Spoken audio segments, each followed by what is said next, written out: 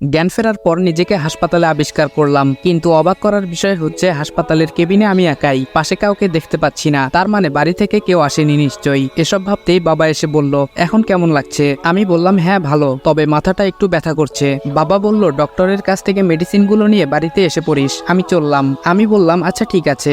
বাবা বাড়িতে চলে গেল। তার কিছুক্ষণ পর ডক্টরের কাছ থেকে মাথা ব্যথার মেডিসিনগুলো নিয়ে আমিও বাড়িতে চলে আসলাম। দরজায় এসে দাঁড়াতেই অদিতি আমাকে দেখে মুখ ফিরিয়ে নিয়ে রুমে চলে গেল। এই দৃশ্যটা দেখে কেন জানি কষ্ট হতে লাগলো। কদিন আগের কথা, ফল কাটা চাকু দিয়ে অদিতির সঙ্গে দুষ্টামি করতে গিয়ে আমার হাতে একটু লেগে কেটে গিয়েছিল। এতেই অদিতি ছোট বাচ্চাদের মতো কান্না করে। তার এরকম ভালোবাসা দেখে বুকের সঙ্গে খুব শক্ত করে জড়িয়ে ধরে বলেছিলাম, এই পাগলি, এই সামান্য রক্ত দেখে কেউ কান্না করে? অদিতি বলল, আর কখনো হাতে চাকু নিয়ে এরকম দুষ্টামি করবে না। এখন তো খাবারটাও নিজ হাতে খেতে পারবে না। আমি বললাম, আমার নিজ হাতে খেতে না পারলে কি হবে? আমার বউ তো আমাকে খাইয়ে দিতে পারবে। যদি সে আমাকে খাইয়ে দিতে না চায় তাহলে আর কি করার? কদিন না হয় না খেয়েই থাকবো। দুষ্টামি করে বলতেই অদিতি রেগে বলল, বেশি বকছো কেন?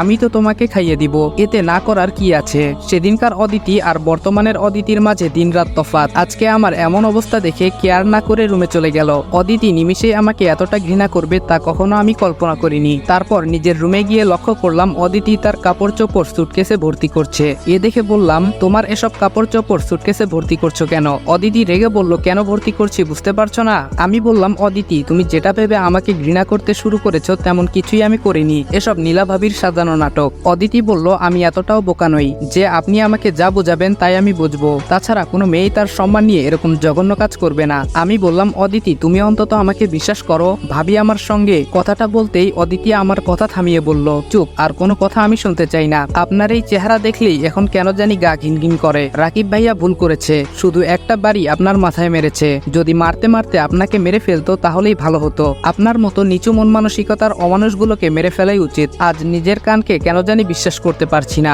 অদিতি আমার মৃত্যু কামনা করছে। কথাটা ভাবতেই বুকের বাঁ পাশে দুমড়ে মুচড়ে যাচ্ছে। চোখের কোণের পানি মুছে বললাম, আজকে একটা দুর্ঘটনার জন্য আমার মৃত্যু কামনা করছো?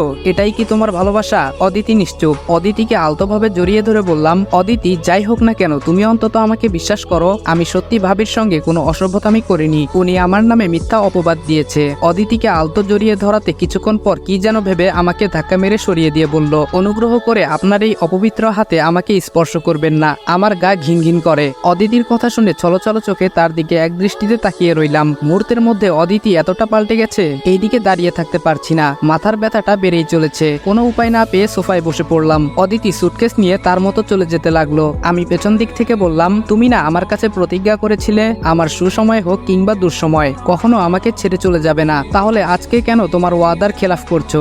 অদিতি এ কথা শুনে সুটকেস নিয়ে আবার ফিরে আসলো।